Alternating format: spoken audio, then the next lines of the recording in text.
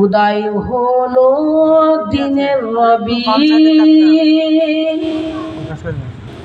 তিনি মোদের দয়ার নবী, শেষ জামানার কান্ডারি মা আমিনার হৃদয় জুড়ে উদয় হলো দিনের রবি,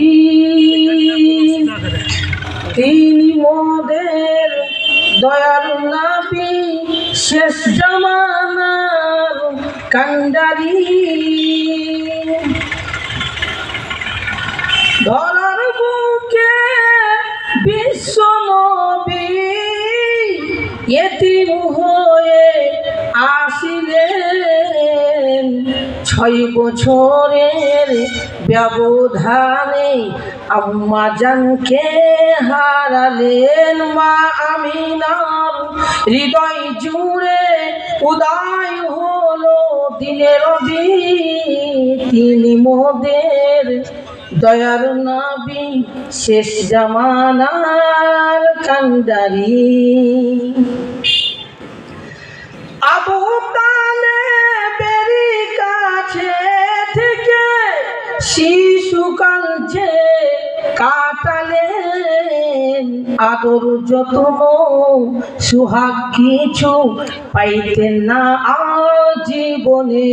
মা আমিনার হৃদয় জুড়ে উদয় হলো দিনের রবি, তিনি মোদের দয়ার নবী, শেষ জামানার কান্ডারি।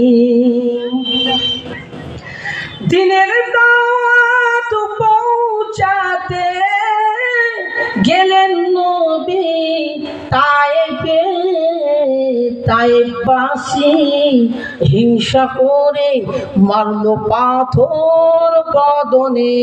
মা আমিনার হৃদয় জুড়ে উদয় হলো দিনের রবি, তিনি মোদের দয়ার নবী, শেষ জামানার কান্ডারি। ফেরেশতারা বলেন নবী হুকুম করো মোদেরই, উহুদ পাহাড় তুলে নিয়ে ধ্বংস করি কাফেরদের। মা আমিনার হৃদয় জুড়ে উদয় হলো দিনের রবি, তিনি মোদের দয়ার নবী, শেষ জামানার কান্ডারি। এবার দেখুন বিশ্বনবী কি বলে, রক্ত মাখা দুহাত তুলে, রক্ত মাখা দুহাত তুলে দোয়া করেন নবীজি, অবুঝ বান্দা ভুল করেছে ক্ষমা করো ওদেরই। মা আমিনার হৃদয় জুড়ে উদয় হলো দিনের রবি, তিনি মোদের দয়ার নবী, শেষ জামানার কান্ডারি। মাইক নাই নাকি? আচ্ছা, আওয়াজ কম হচ্ছে মনে হচ্ছে।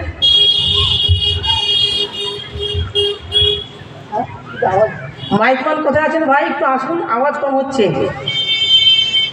অনেক টান দিয়েছে।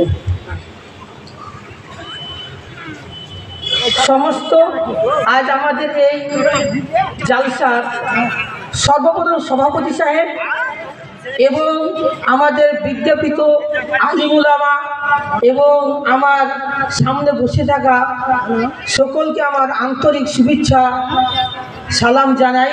আসসালামু আলাইকুম ওয়া রাহমাতুল্লাহি ওয়া বারাকাতুহু।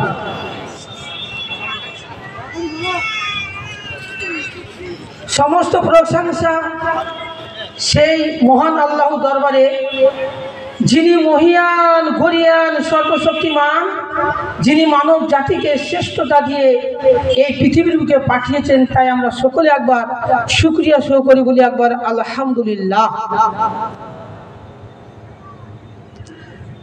আলহামদুলিল্লাহ আলহামদুলিল্লাহ নাহমাদুহু ওয়া নাস্তাঈনুহু ওয়া নাস্তাগফিরুহু ওয়া নু'মিনু বিহি ওয়া নাতাওয়াক্কালু আলাইহি ونعوذ بالله من شرور أنفسنا ومن سيئات أعمالنا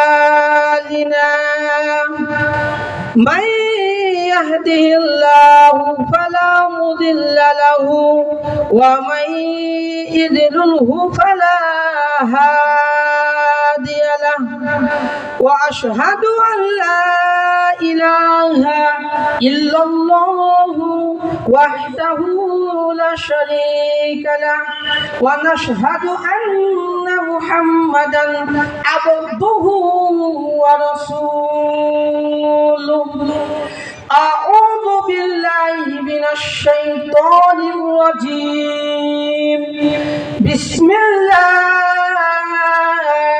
الرحمن الرحيم قل هو الله أحد الله الصمد لم يلد ولم يولد ولم يكن له كفوا أحد وقال النبي صلى الله عليه وسلم لا يؤمن أحدكم حتى أكون أحب إليه من والده وولده والناس أجمعين صدق الله وصدق رسوله الكريم أما بعد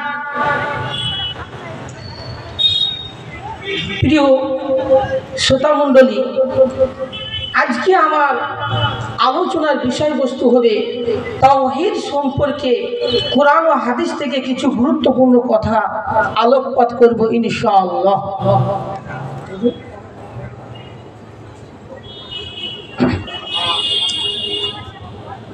আমার সুন্নাতের বাপজি ভাইরা, আমরা জানি এই ঈমান এই দ্বীনকে প্রতিষ্ঠিত করতে গিয়ে সমস্ত নবী রসুলদেরকে অনেক কষ্ট করতে হয়েছিল, ঠিক কিনা ভাই বলুন? আজ আমরা ঘরে বসে বসে আজ আমরা ঈমান পেয়ে গেছি বলে আমাদের কাছে কিছু মনে হচ্ছে না, তাই না ভাই বলুন? যদি কোনো জিনিস একটু কষ্ট করতে হয় তাহলে সে জিনিস একটু মূল্য থাকে, থাকে না ভাই? এর জন্য এই যে দ্বীন প্রতিষ্ঠিত করতে গিয়ে সাহাবা এবং নবীরা কত কষ্ট করেছিলেন, এটা কোরআন ও হাদিসের মধ্যে যদি খুলে দেখা যায় প্রচুর তিনারা কষ্ট করেছেন, ঠিক না ভাই বলুন? আমার সুন্নাতের বাকি ভাইরা, আমরা এমন কোন নবী রসুলদেরকে দেখাতে পারবেন না যে তিনাদেরকে কষ্ট দেওয়া হয়নি। যত নবী রসুল আল্লাহ পাক রব্বুল আলামিন এই পৃথিবীর বুকে পাঠিয়েছিলেন, প্রত্যেক নবী রসুলদেরকে কষ্ট করতে হয়েছিল, ঠিক কিনা বলুন? কষ্ট করতে হয়নি? এমন একজন নবী আপনি দেখাতে পারবেন না যে তাদেরকে কষ্ট দেওয়া হয়নি। যারা এসেছিলেন তাদেরকে কষ্ট দেওয়া হয়েছিল, নবীদেরকে বিবিকে বিধবা করা হয়েছিল, সন্তানকে এতিম করেছিলেন, এবং শুধু তাই নয়, এবং ফাঁসির কণ্ঠেও ঝুলতে হয়েছে, ঠিক কিনা বলুন? এতিমকে প্রতিষ্ঠিত করতে গিয়ে আপনি এমন একজন নবীকে দেখাতে পারবেন না যে তাকে কষ্ট দেওয়া হয়নি, ঠিক কিনা বলুন? মহান আল্লাহ তাআলা রব্বুল আলামিন পবিত্র কুরআন মাজিদের মধ্যে বলেছেন, ইয়া হাসরাতান আলাল ইবাদি মা ইয়াতিহিম মির রাসূলিন ইল্লা কানু বিহি ইস্তাহজিউন। কুরআন শরীফের পারা নম্বর 23, সূরার নাম সূরা ইয়াসিন, পৃষ্ঠা নম্বর 1, আয়াত নম্বর 30, বাদিকের পৃষ্ঠার মধ্যখান থেকে আল্লাহ পাক রব্বুল আলামিন পবিত্র কুরআনের মাজিদের মধ্যে ঘোষণা করে জানিয়ে দিলেন, ইয়া হাসরাতান আলাল ইবাদি মা ইয়াতিহিম মির রাসূলিন ইল্লা কানু বিহি ইস্তাহজিউন।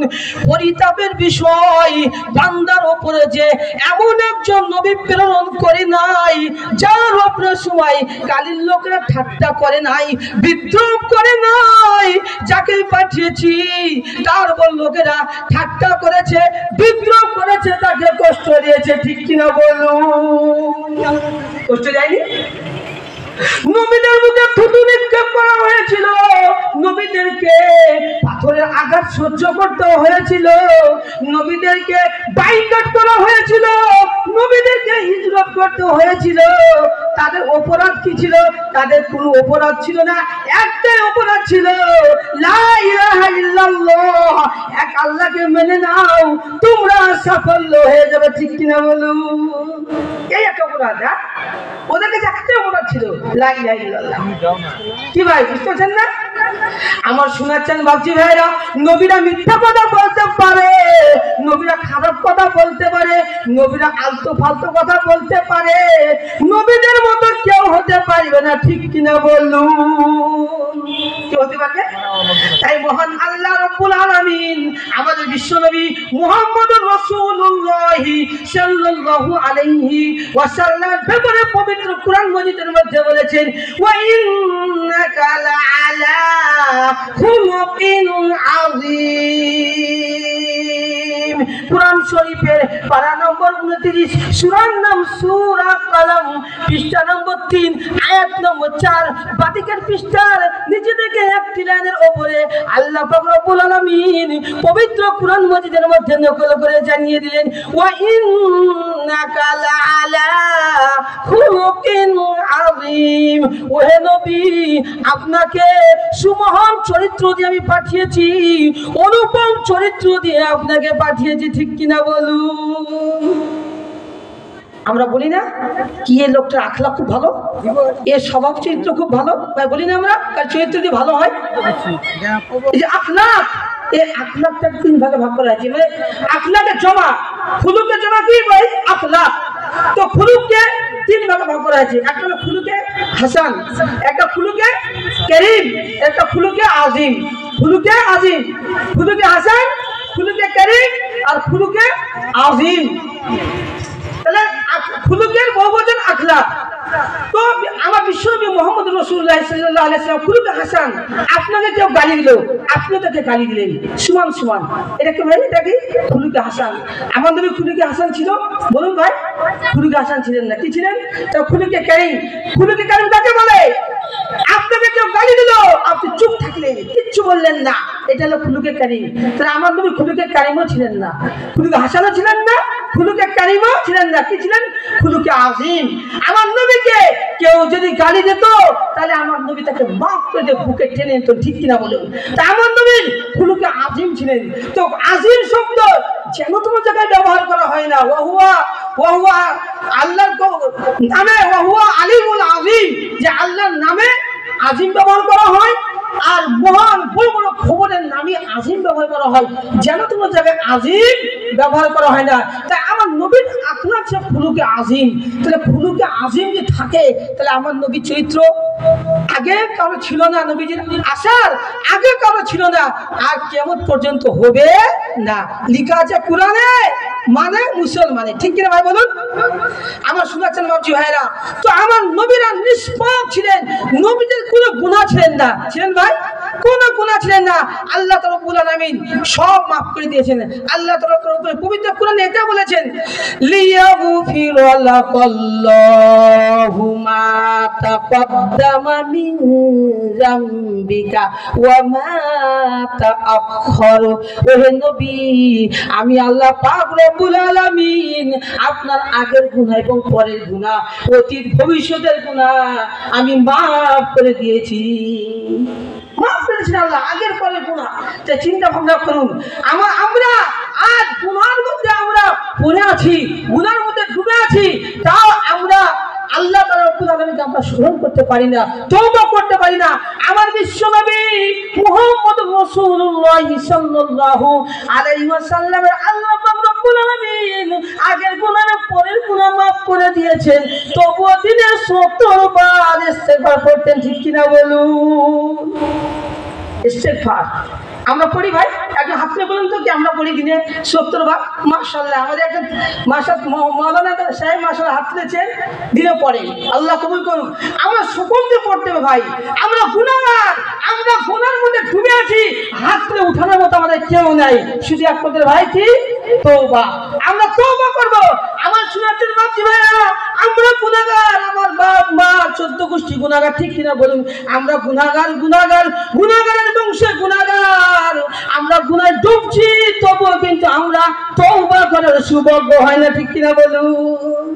হ্যাঁ, পৃথিবী না জানুক আমি তো জানি আমি কি পাপ করেছি, হায় পৃথিবী না জানুক আমি তো জানি আমি কি পাপ করেছি, হায় আমার পাপের করলে বিচার, বাঁচার উপায় নাই যে আমার, দয়াময় প্রভু মাফ করো আমায়, দয়াময় প্রভু মাফ করো আমায়, ঠিক কিনা বলুন? আমাদের মাফের দরকার নাই, ক্ষমা দরকার নেই আমাদের? অবশ্যই আমাদের দ্বারাই যদি কোনো গুনাহ হয়ে যায়, ভুলবশত যদি কোনো গুনাহ হয়ে যায়, শয়তানের চক্রান্ত যদি আমাদের কোনো গুনাহ হয়ে যায়, আল্লাহ তাআলা রব্বুল আলামিন বলছেন তোমরা তওবা করো, তোমরা তওবা করো, আমি আল্লাহ পাক রব্বুল আলামিন তোমাদের গুনাহগুলিকে maaf করব, ঠিক কিনা বলুন? আল্লাহ তাআলা রব্বুল আলামিন পবিত্র কোরআনের মধ্যে বলেছেন ইয়া আইয়ুহাল্লাযীনা আমানু তুবু ইলাল্লাহি তাওবাতান নাসুহা। কোরআন শরীফের 12 নম্বর 28, সূরার নাম সূরা তাহরিম, পৃষ্ঠা নম্বর 20, আয়াত নম্বর 8, ডান দিকের পৃষ্ঠার উপর থেকে এক লাইনের পরে আল্লাহ পাক রব্বুল আলামিন পবিত্র কোরআন মাজিদের মধ্যে নকল করে জানিয়ে দিলেন ইয়া আইয়ুহাল্লাযীনা আমানু তুবু ইলাল্লাহি তাওবাতান নাসুহা। আল্লাহ তাআলা বললেন ও আমার বিশ্বাসী বান্দা বান্দীগণ, তোমরা আল্লাহর কাছে তওবা করো, খাঁটি দিলে তওবা করো, আন্তরিকভাবে তোমরা তওবা করো, ঠিক কিনা বলুন? আমাদের গুনাহ হয়ে যায়, আমাদের জানের গুনাহ যদি কোনো গুনাহ সাদির হয়ে যায়, আমরা আল্লাহর কাছে গিয়ে 2 রাকাত নামাজ পড়ে ওয়াল্লাযীনা ইয়াবিতুনা লিরাব্বিহিম সুজদান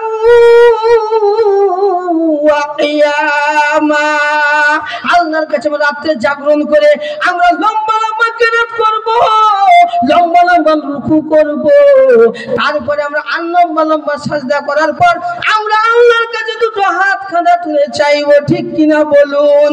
আল্লাহকে বলবো আল্লাহ আমরা কত গুনাহ করে ফেলেছি মাবুদ গো, জেনে না জেনে মাবুদ গো, আমরা বাড়িতে একসঙ্গে থাকি, আমি কি গুনাহ করেছি বিবি জানে না, বিবি কি গুনাহ করেছে আমি জানি না। ওগো আল্লাহ তোমার দুনিয়াতে অনেক অনেক তোমার প্রিয় বান্দা আছে, অনেক প্রিয় বান্দা আছে মাবুদ গো, তাদের সঙ্গে আমাকে শরীক করে নাও, আমাকে আলাদা করে দিও না মাবুদ। ও আল্লাহ গো, আমার তুমি ছাড়া আমার কোন মাবুদ নাই আল্লাহ, আমি ছাড়া তোমার অনেক বান্দা আছে মাবুদ, কিন্তু তুমি ছাড়া আমার কোনো আল্লাহ নাই বলে যদি আমরা আল্লাহর কাছে আমরা চোখের পানি ফেলি, অবশ্যই আল্লাহ কবুল করবে, ঠিক কিনা বলুন? কিন্তু আমরা কিন্তু আল্লাহর কাছে তওবা করতে পারি না, ঠিক কিনা বলুন? পারি ভাই? এই যে অষ্টআছেন বাপি ভাইরা, আমরা আল্লাহর কাছে আমরা তওবা করব, তাহলে আমাদের যে গুনাহ আল্লাহ আমাদের কি করবেন, মাফ করে দিবেন। আমার শোনার চান বাবজি ভাইয়েরা, এই তৌহিদকে মানুষের কাছে প্রচার করতে গিয়ে নবীদেরকে এত কষ্ট করতে হয়েছিল, নবীদেরকে এত অত্যাচার সহ্য করতে হয়েছিল, ঠিক কিনা বলুন? বিশ্ব নবীদের যখন মক্কা নগরে যখন কালিমার দাওয়াত দিতে আরম্ভ করলেন, তখন কাফের বেঈমান মুশরিকেরা তারা নবীজির পিছনে পিছনে নবীজিকে কত কথা বলতেছিল, নবীকে পাগল বলতেছিল। তারা বলতেছিল, ও মুহাম্মদ, আল্লাহ কি আর কোন ঘরে নবী দিতে পারে নাই? এই তুমি মুহাম্মদ, তোমার বাপ নাই, মা নাই, তুমি এতিম, আল্লাহ তোমার ঘরে তোমাকে নবী করে পাঠিয়েছে। আল্লাহ যদি একজন ফেরেশতাকে নবী করে পাঠাতো তবে আমরা মেনে নিতাম, ঠিক কিনা বলুন? মেনে নিতাম আমরা। আমার শোনাচ্ছেন বাবজি ভাইরা, যখন দিনকে প্রতিষ্ঠিত করতে আরম্ভ করলেন, ওই আবু জাহিল, উতবা, সাইবা, আবু লাহাব, তারা হযরতে আবু তালিবের কাছে তারা গেল। আবু তালিবকে নিয়ে বলল, ও আবু তালিব, তোমার ভাইপো কিরকম কথা বলে, আমাদের লা ইলাহা ইল্লাল্লাহ নাই কোনো মাবুদ, তাহলে কোনো আইন দাতা, কোনো বিধান দাতা, সবই কি তার আল্লাহ, আমাদের হাতে কি কিছু নাই? আমাদের হাতে কিছু নাই, সবই কি তার হাতে? তোমার ভাইপোকে বলে দিবে, তারা যদি চাই তাকে আমরা এই মক্কা নগরের যত সুন্দর সুন্দর মহিলা আছে তাকে আমরা দিয়ে দিব, আর যত মালের প্রয়োজন আমি মুহাম্মদকে আমরা দিয়ে দিব। আর সে যদি নেতা হতে চায়,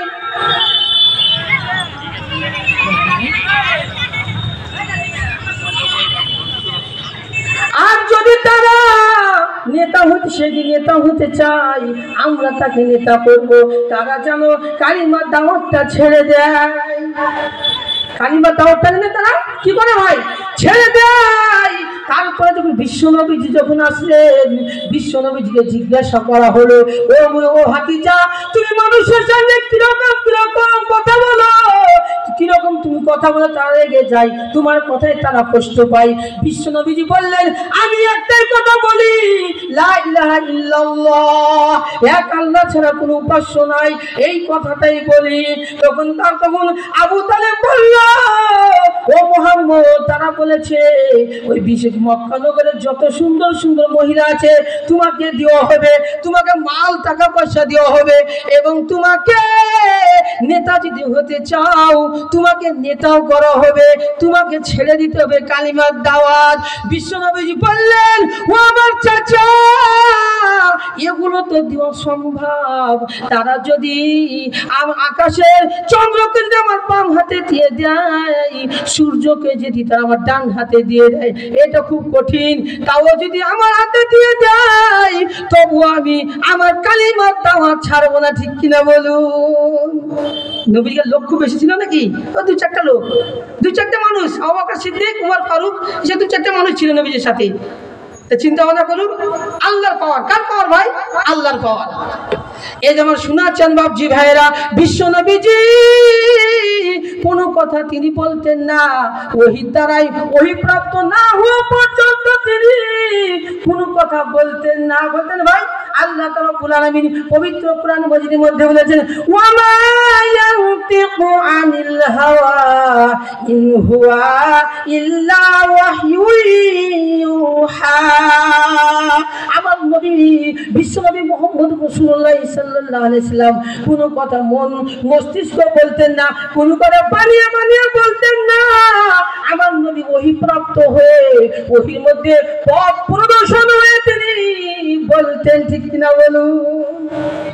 ওই মক্কার মানুষেরা, মুশরিকেরা বিশ্বনবীকে এসে বলল, আমরা তোমাকে নবী বলে মেনে নিব, নবী বলে মেনে নেব, কিন্তু তোমাদেরকে তিনটা প্রশ্নের উত্তর দিতে হবে।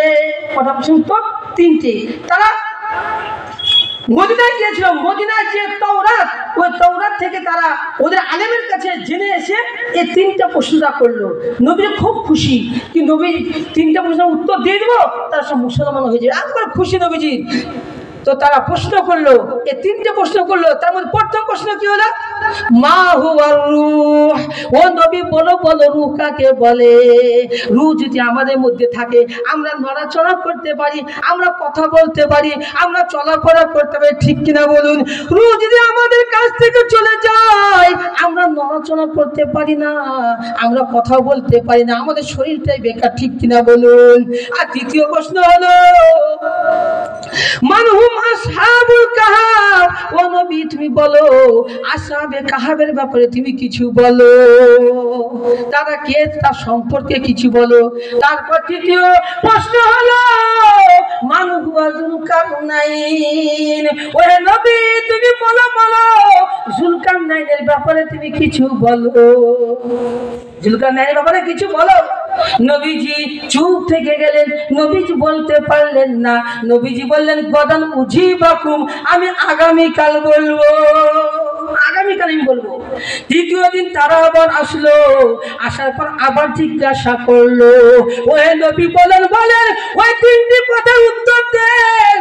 নবীজি বলতে পারলেন না, আবার তিনি বললেন, গদান উজিবাকুম, আমি আগামীকাল বলবো। আবার তৃতীয় দিন তারা আসলো, আবার নবীজিকে জিজ্ঞাসা করলে, নবীজিকে জিজ্ঞাসা করার পর আবার নবীজি তবুও বলতে পারলেন না। নবীজি মাথাটা নিচু হয়ে গেল। সেদিন নবীজি এত লজ্জিত হয়েছিল, আর কোনোদিন তিনি এত লজ্জিত হননি।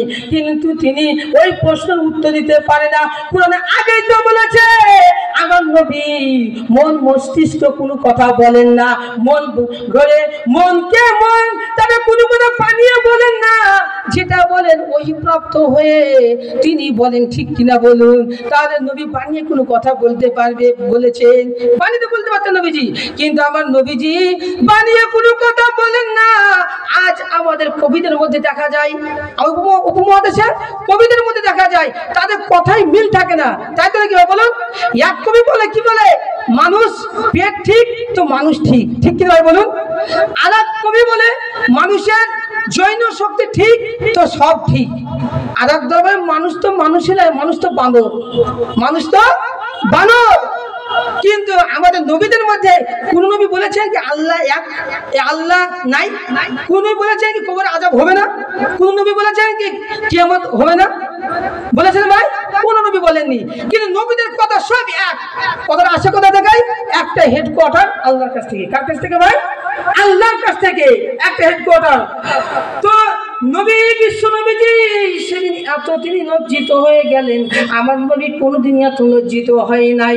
সঙ্গে সঙ্গে তারা ঠাট্টা ইয়ার্কি করতে লাগলো, তারা বিদ্রোহ করতে লাগলো, উপহাস করতে লাগলো তারা।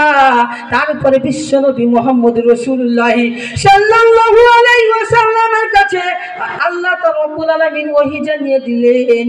আল্লাহ তাআলা রব্বুল আলামিন বললেন, ওয়ালা তাকুলান্না লিশাইইন ইন্নী ফাইলুন যালিকা গাদা ইল্লা আইয়াশা আল্লাহ। কুরআন শরীফের পারা নম্বর 15, সূরার নাম সূরা কাহাফ, পৃষ্ঠা নম্বর 15, আয়াত নম্বর 23। যার বাদিকের পৃষ্ঠার উপর থেকে একটি প্রথম লাইনে আল্লাহ পাক রব্বুল আলামিন জানিয়ে দিলেন, ওয়ালা তাকুলান্না লিশাইইন ইন্নী ফাইলুন যালিকা গাদা ইল্লা আইয়াশা আল্লাহ। ওহে নবী, আপনি যখন মানুষের সাথে কোন কাজের ব্যাপারে কোনো কথা বলবেন, তখন আপনি অবশ্যই ইনশাআল্লাহ বলবেন। বিশ্ব নবীজি বলেছিলেন, গদান উজিবাকুম, ইনশাআল্লাহ বলেন নাই। এর জন্য আমার আল্লাহ পাক রব্বুল আলামিন টানা 15 দিন ওহী বন্ধ ছিল। কদিন? 15 দিন ওহী বন্ধ ছিল। কেন? ইনশাআল্লাহ বলেননি হুজুর। আমার আমার সোনার চাঁদ বাপজি ভাইয়েরা, আল্লাহর কাছে যারা নৈকট্যশীল হয় তাদের ছোট ছোট ভুলগুলাকে আল্লাহ শুধরে দেন, ঠিক কিনা বলুন? আল্লাহ তাআলা রব্বুল আলামিন ওহী দ্বারা বলে দিলেন, আপনি যদি ভবিষ্যতে কোনো কাজের ব্যাপারে কারো কাছে ওয়াদা করেন, অবশ্যই আপনি ইনশাআল্লাহ বলবেন। এই ইনশাআল্লাহ বলার না কারণে কোনদিন ওহী বন্ধ হয়ে গিয়েছিল।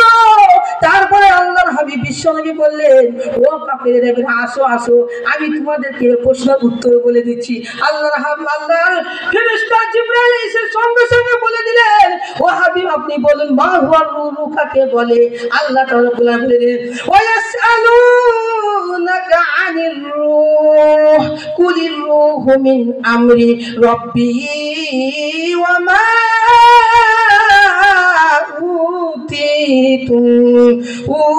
উতিতুম মিনাল ইলমি ইল্লা কলিলা। কোরআন শরীফের পারা নম্বর 15, সূরার নাম সূরা বানী ইসরাঈল, পৃষ্ঠা নম্বর 9, আয়াত নম্বর 85। বাদিকের পৃষ্ঠার উপর থেকে 1 2 3 4 লাইনের পরে আল্লাহ পাক রব্বুল আলামিন পবিত্র কোরআন মাজিদের মধ্যে নকল করে জানিয়ে দিলেন, ওয়া ইয়াসআলুনাকা আনির রূহ কুলির রূহু মিন আমরি রাব্বি। হাবিব, আপনাকে রূহ সম্পর্কে জিজ্ঞাসা করবে, রূহ ব্যাপারে আপনাকে প্রশ্ন করবে, আপনি বলুন বলুন রূহ হলো আল্লাহর হুকুমে আসে আর আল্লাহর হুকুমে চলে যায়, ঠিক কিনা বলুন? রূহ আল্লাহর হুকুমে আসে আর আল্লাহর হুকুমে চলে যায়। তারপরে আল্লাহ তাআলা বললেন, দ্বিতীয় প্রশ্নের উত্তর বলে দিলেন, মানহুম আসহাবুল কাহাফ, আসহাবে কাহাফের ব্যাপারে বললেন। বিশ্বনবী বললেন, আম হাসিবতা আন্না আসহাবাল কাহফি ওয়ার রাকিম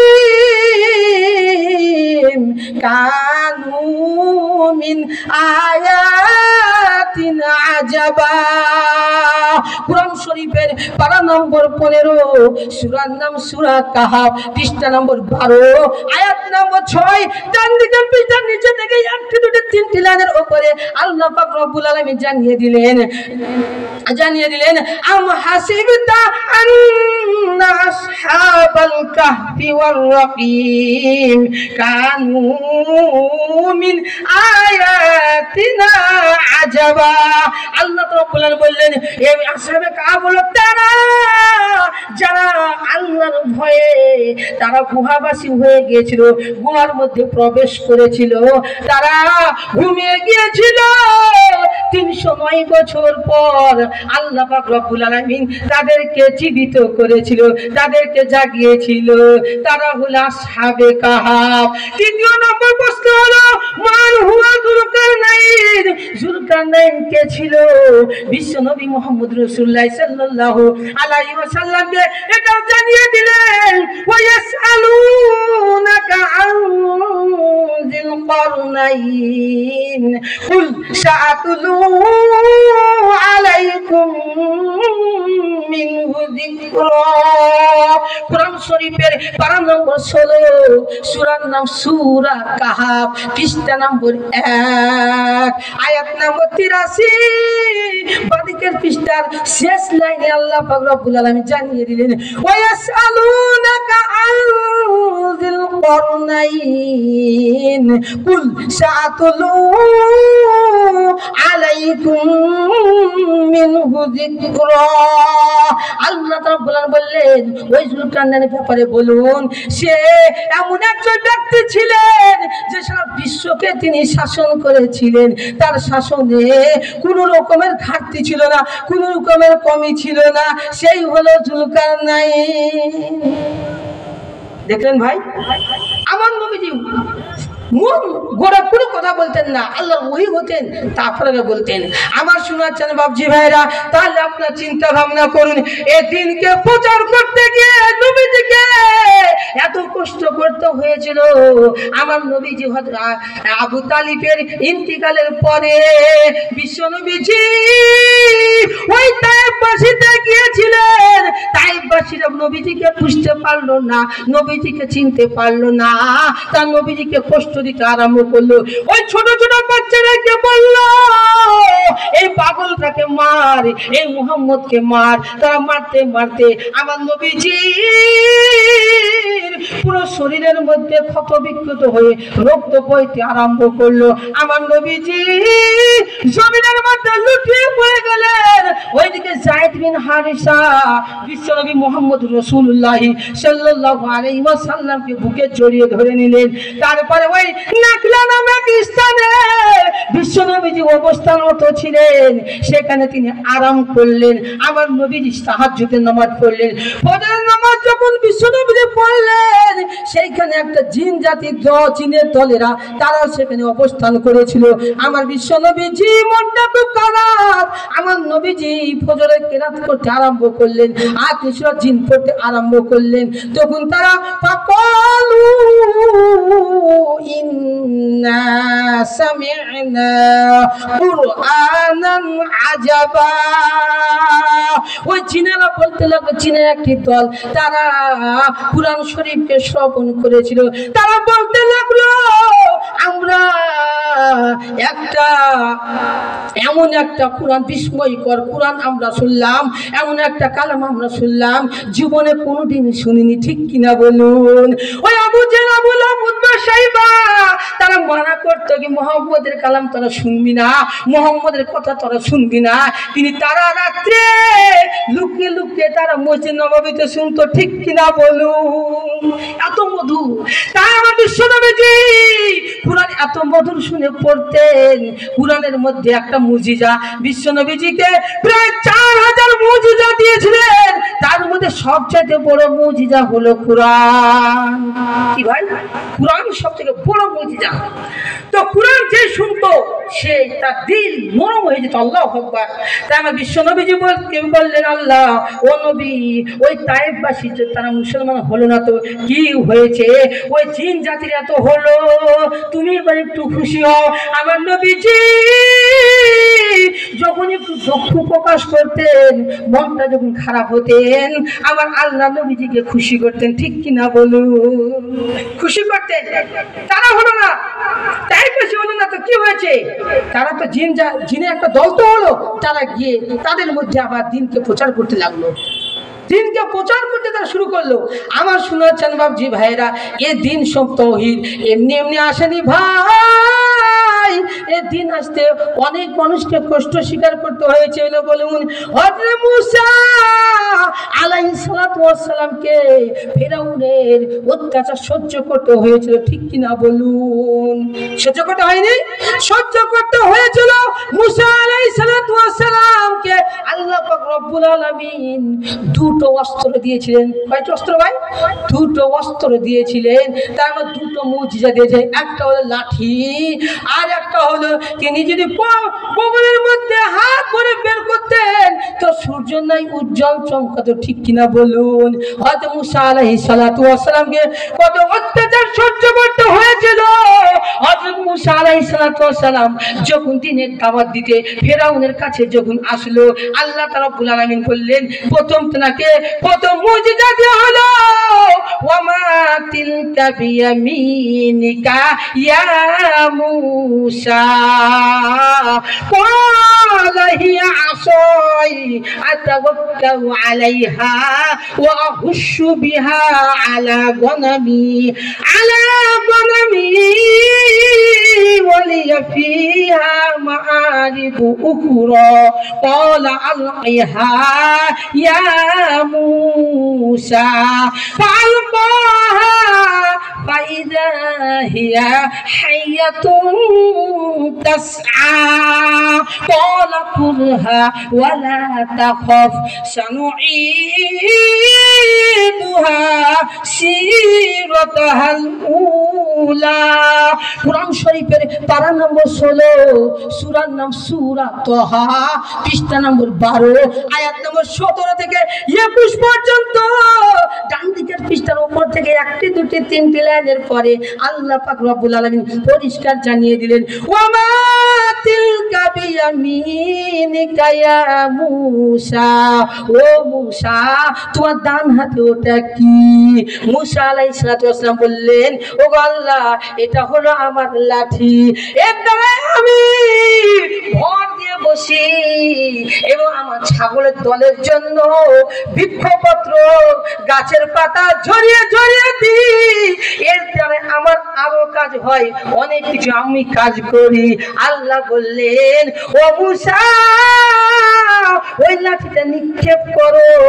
মূসা আলাইহিস সালাতু ওয়াস সালাম অমনি নিক্ষেপ করলেন, সঙ্গে সঙ্গে সাপ হয়ে দৌড়াদৌড়ি করতে লাগলো।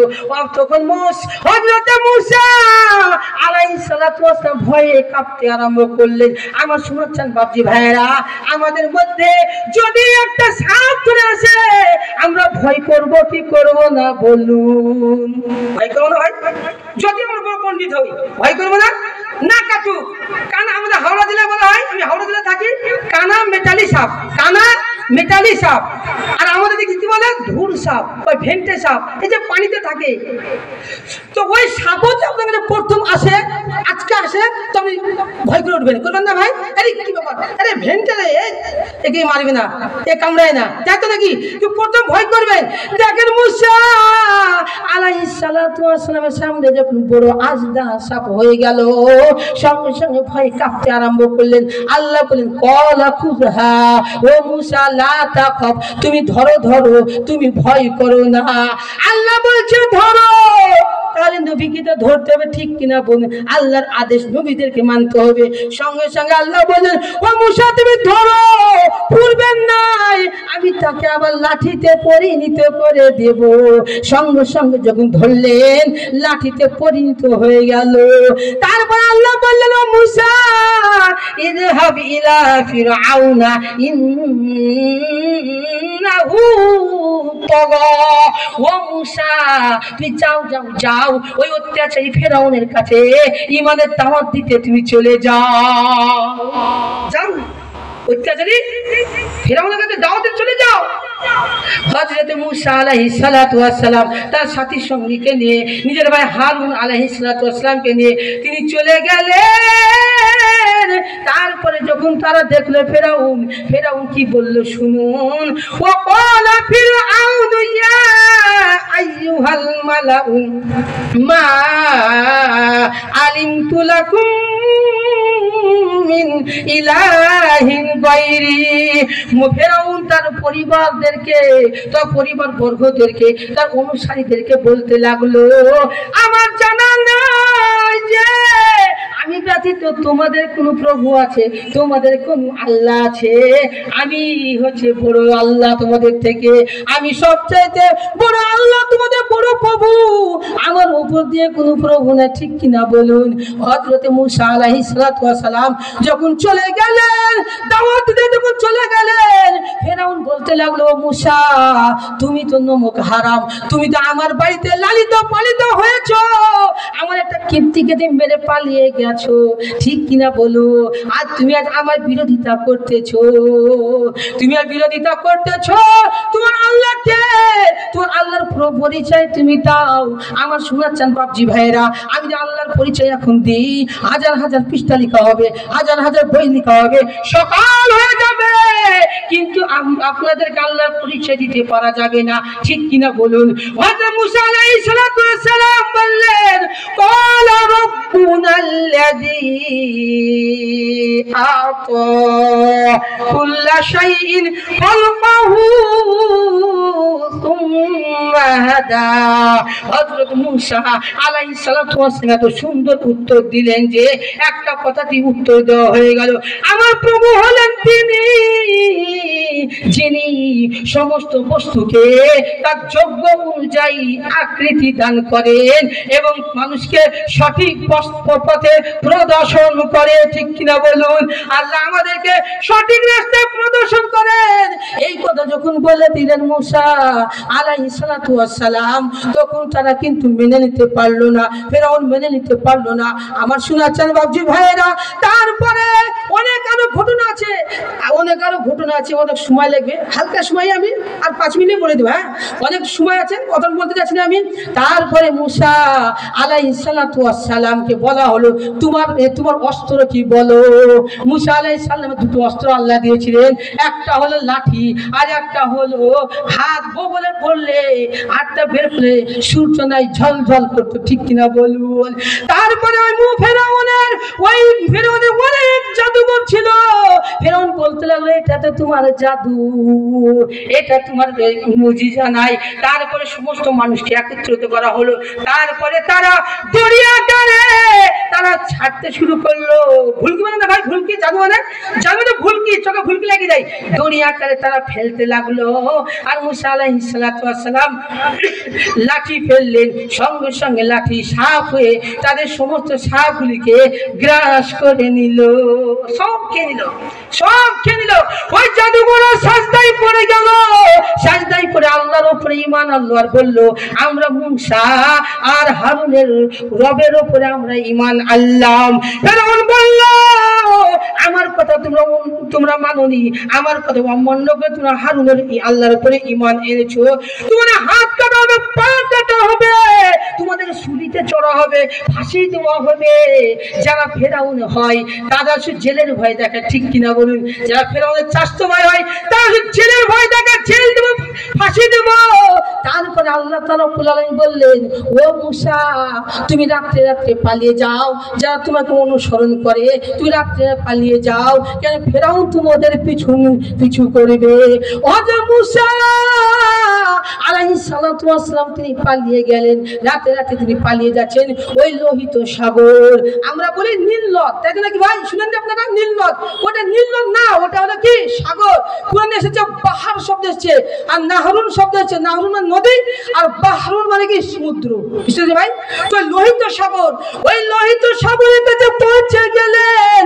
ফেরাউনের সেনাবাহিনী আসছে, তারা পিছনে ধাওয়া করেছে, আর সামনে লোহিত সাগর, পিছনে ফেরাউনের লস্কর।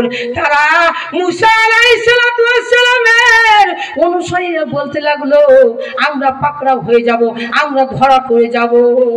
আল্লাহ তাআলা রব্বুল আলামিন এটাও পবিত্র কোরআনের মজিদের মধ্যে বলেছেন, আল্লাহ তাআলা আল জামআনি ক্বালা আসহাবু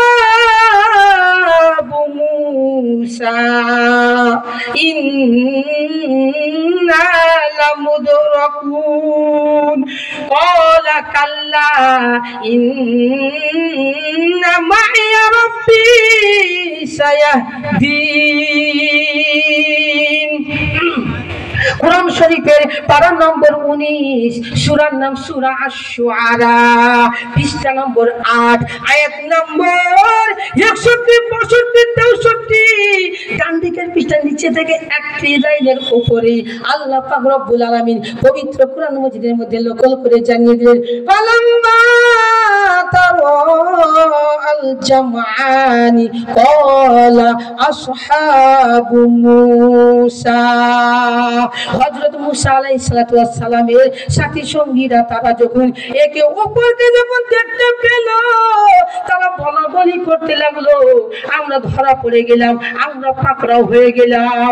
কিন্তু হযরত মুসা আলাইহিস সালাতু ওয়াস সালাম বললেন, ক্বালা কাল্লা, কখনো নয়, ইন্না মাইয়া রাব্বি সায়াহদিন, আমার আল্লাহ আমার সাথে আছে, কখনো আমাদেরকে আল্লাহ পাকড়াও করাবেন না। আল্লাহ তাআলা বললেন, মুসা তুমি লাঠির আঘাত সমুদ্রে মারো। সঙ্গে সঙ্গে লাঠির আঘাত সমুদ্রে দিলেন, সঙ্গে সঙ্গে রাস্তা 12টি রাস্তা হয়ে গেল। কত রাস্তা ভাই? 12টি রাস্তা হয়ে গেল। একটা রাস্তায় যথেষ্ট ছিল, কিন্তু 12টি রাস্তা হয়ে গেল। তারা রাস্তায় জলের মতো পানিগুলো খাড়া হয়ে গেল।